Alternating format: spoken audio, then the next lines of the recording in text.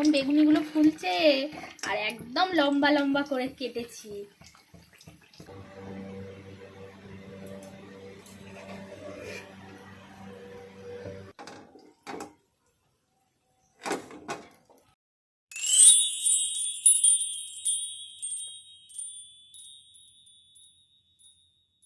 আজকে আবার চলে এসেছে একটা নতুন আর ধামাকাদার ব্লগ নিয়ে। না, ধামাকাদার বলবো না, কারণ আজকেও তোমাদের সাথে শেয়ার করব একদম সিম্পল একটা ডেলি রুটিন।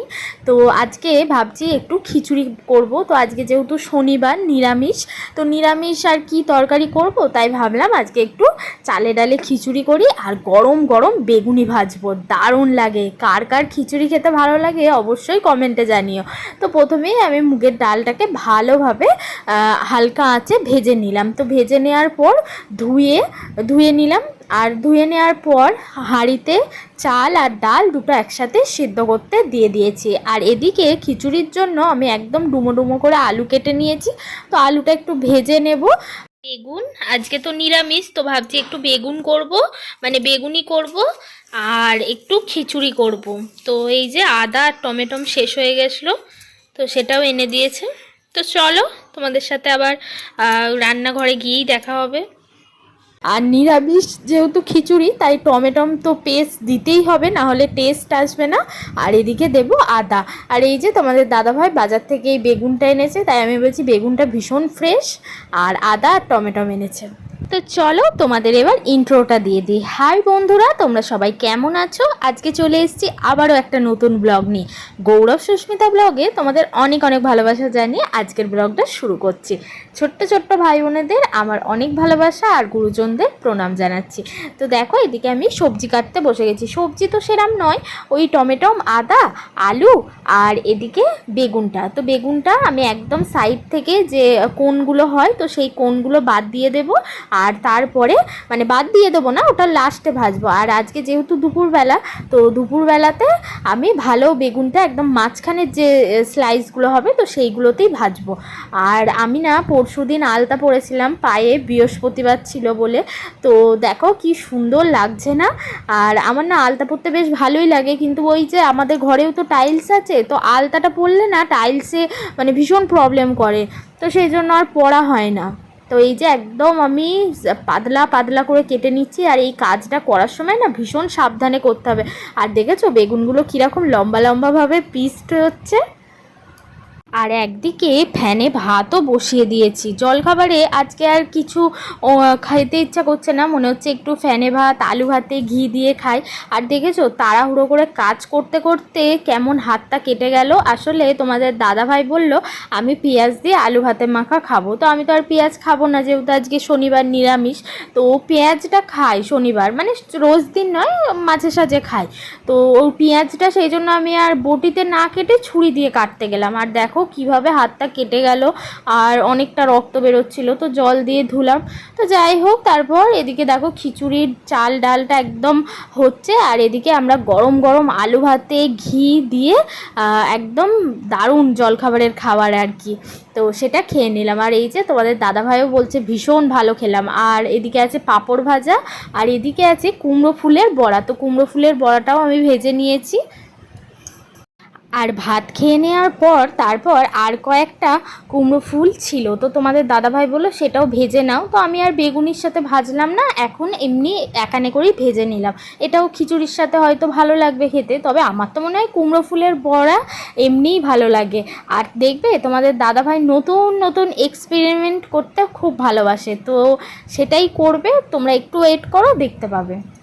আর তারপর এদিকে খিচুড়ির জন্য আমি আদা, তারপর টমেটম যে পেস্টটা করে রেখেছিলাম আর সমস্ত গুঁড়ো মশলা দিয়ে তারপর এই মশলাটাকে কষিয়ে নিয়ে তারপর খিচুড়ির মধ্যে দিয়ে দেবো। নিরামিষ খিচুড়ি, তো একটু টমেটম তো দিতেই হবে। আর দেখো তোমাদের দাদাভাই পেয়ারা খাবে বলে পেয়ারা এনেছিল। আর দেখো দুটো পেয়ারারই কি অবস্থা! আমি ভাবলাম হয়তো একটা খারাপ হবে একটা ভালো হবে, ও মা দেখছি দুটোই এরকম অবস্থা। আর তোমাদের দাদাভাই বলল, সুমি পেয়ারা সেই যে তুমি চাটটা বানাও, ওই চাটটা বানাও, চাট মশলা, ধনেপাতা, কাঁচা লঙ্কা সব কিছু দিয়ে। আমি ওকে এই পেয়ারাগুলো নিয়ে গিয়ে বলছি, এ নাও পেয়ারার চাট বানিয়েছি। আর ও তো দেখে সেই কী ঘেন্নাই, মানে কি বলবো আর তোমাদের। তো এদিকে তোমাদের দাদাভাই কলা পাতা নিয়ে চলে এসছে, বলছে খিচুড়ি কলা পাতায় না খেলে ঠিক জমে না সুমি। আর এদিকে দেখো আমি একদম লম্বা লম্বা করে বেগুনিগুলো ভেজেছি, আর এত সুন্দর খেতে হয়েছে না বেগুনিগুলো, মানে অসাধারণ হয়েছে। তোমাদের দাদা ভাইয়েরও যেমন ভালো লেগেছে, আমারও তেমন ভালো লেগেছে।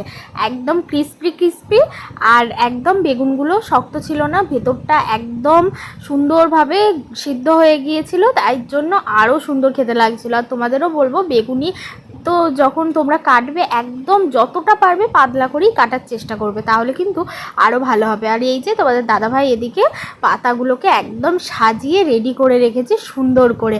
এরপর আমি খিচুড়িটা দেব, বেগুনিটা দেব। আর খিচুড়ি খেতে তোমরা কারা কারা ভালোবাসো অবশ্যই কিন্তু কমেন্টে জানিও। এই মাটির থালা দেখো কেমন বেগুনিগুলো ফুলছে, আর একদম লম্বা লম্বা করে কেটেছি।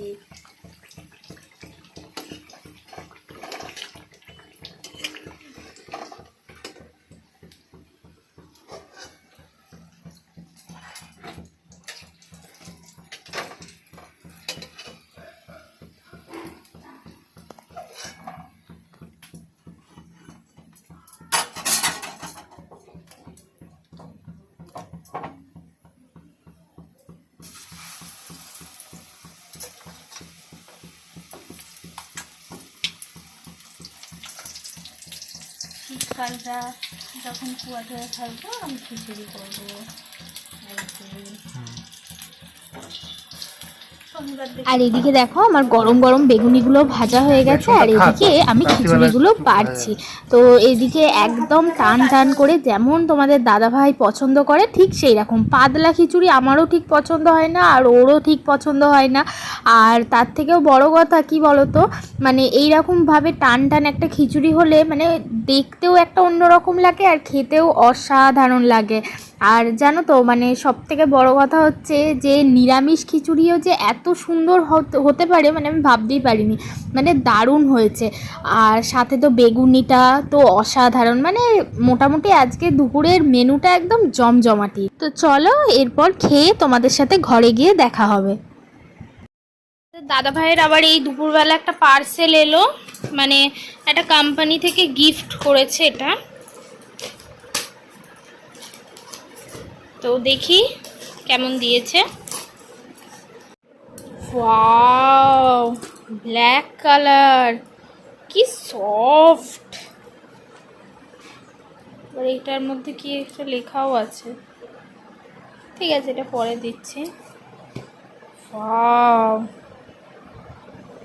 ভীষণ সফট, ভীষণ সফট, খুব ভালো দিয়েছে, দারুণ। তো দুপুরবেলা রেস্ট নিয়ে চলে এসেছি রান্নাঘরে, এখন ওই বিকেল 4টে মতো বাজে। তো অনেক দিন ধরে একটা জিনিস বানাবো বানাবো ভাবছি, কিন্তু বানানো আর হচ্ছে না। তো আজকে আমি ভাবলাম না, আজকে আমি বানাবোই। প্রায় 2 মাস ধরে এটা খেতে ইচ্ছা করছে। তো কি বানাচ্ছি বলো তো, মালপোয়া। তো দেখো প্রথমেই আমি 1 কাপ সুজি নিলাম আর 1.5 কাপ মতো ময়দা নিলাম, তারপর ওর মধ্যে মৌরি দিয়ে দিলাম আর চিনি দিয়ে দিলাম। তো তারপর দুধ দিয়ে ভালো করে ব্যাটারটাকে বানালাম। আর দুধটা তোমরা একটু বেশি করেই দেবে, যেহেতু সুজিতে অনেকটা দুধ টেনে নেয়, তো দুধটা তোমরা বেশি করেই দেবে। আর দেখো আমি একটা ছোট্ট পাড়া ডাবু নিয়ে নিয়েছি, তো এই ডাবুর সাহায্যে একদম সুন্দর করে ভাজবো মালপোয়াগুলো। আর প্রত্যেকটা মালপোয়াই কিন্তু লুচির মতো ফুলবে, তোমরা দেখতে থাকো। আর হ্যাঁ, আমি ভাজার আগে মানে 1 ঘন্টা মতো তো রেখে দিয়েছিলাম, তো কড়াইতে দেওয়ার আগে আমি একটু ঘি মিশিয়ে নেবো। আর দেখো এখানে ঘিটা পুরো জমাট বেঁধে গেছে, এই ঘিটা তোমাদের দাদাভাই এনে দিয়েছিল, মানে অন্য একটা জায়গা থেকে, আমাদের জিরাটের ঘি না এটা। তো মনে হয় ও অন্য কোথাও থেকে এনে দিয়েছিল, আমার ঠিক খেয়াল নেই। তো একদম তলাটা বসে গিয়েছিল, আর এই ঘিটা না আমার খেতেও অতটা ভাল লাগতো না। তো সেই জন্য আমি যখন কোনো নিরামিষ তরকারিতে ঘি দেওয়ার হয় তো তখন দিতাম। তো দেখো এইভাবে আমি ঘিটা দিয়ে ভালোভাবে মিশিয়ে নেব। আর কি সুন্দর একটা স্মেল বেরোচ্ছে। আর দেখো ব্যাটারটা বুঝতে পারছো ঠিক কেমন হয়েছে, না খুব ঘন হয়েছে আর না পাতলা হয়েছে। তবে একটু যদি পাতলা হয় তাহলেও অসুবিধা, আর যদি ঘন হয় তাহলেও কিন্তু মালপোয়াগুলো শক্ত হয়ে যাবে, দোকানের মতো বড় বড় ছড়ানো হবে না। তো এই যে দেখো, এদিকে আমি চিনির শিরাটাও করছি, একদম মোটা করে চিনির শিরাটা করতে হবে। আর এদিকে আমি মালপোয়াগুলো ভাজছি। তো ফার্স্টে যেটা দিয়েছিলাম সেটা না, তখন আমি ভিডিও করতে পারিনি কারণ কারেন্টটা অফ হয়ে গেছিলো, মানে আমাদের এদিকে কারেন্টটা এত জ্বালাচ্ছে না। আর তারপরে সেকেন্ডটা তোমাদের দিয়ে একবার দেখাচ্ছি। আর তোমরা কিন্তু মালপোয়া একদম একটা একটা করেই দেবে, মানে তোমরা যদি মনে করো যে একসাথে দুটো করে ভাজবো তাহলে কিন্তু মালপোয়াগুলো একদমই ভালো হবে না, এটা কিন্তু একটু ধৈর্য নিয়ে ভাজতে হবে।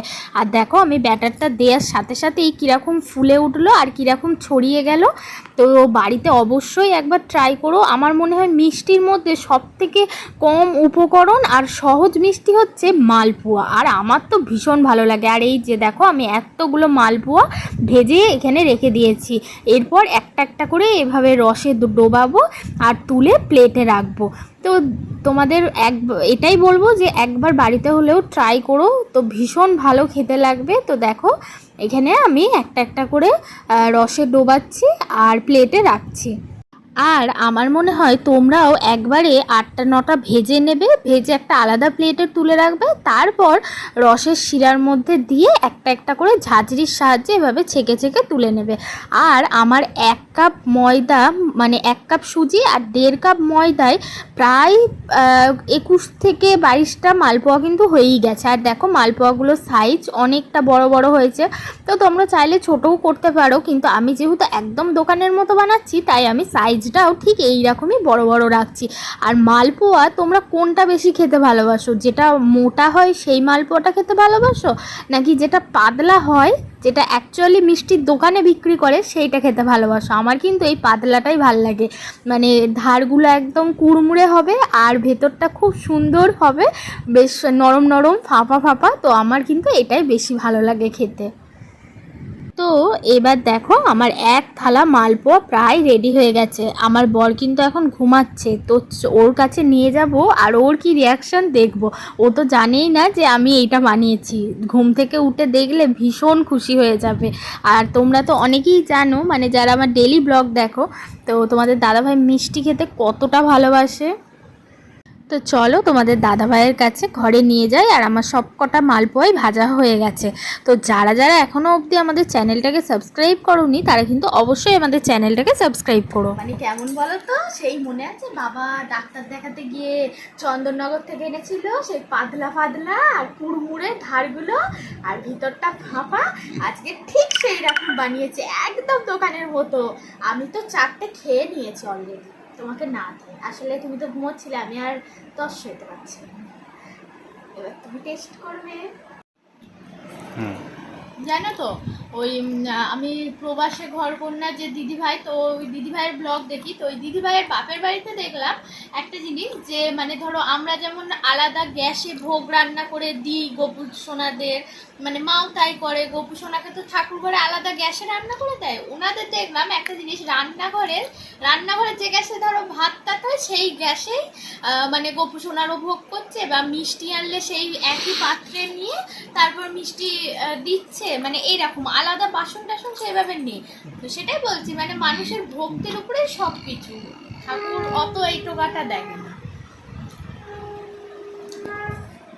তো বন্ধুরা তোমাদের আজকের ব্লগটা কেমন লাগলো সেটা অবশ্যই কিন্তু কমেন্টের মাধ্যমে জানাবে। সবাই ভালো থাকবে।